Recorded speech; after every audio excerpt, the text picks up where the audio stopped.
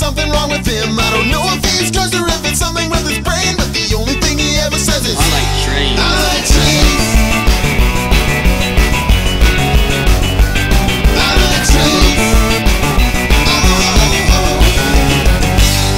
From birth the I like trains kid never spoke a word, not even to his parents, not a single sound was heard. But on the first day of school, the teacher asked his name.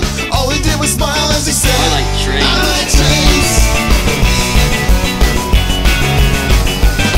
I like trains.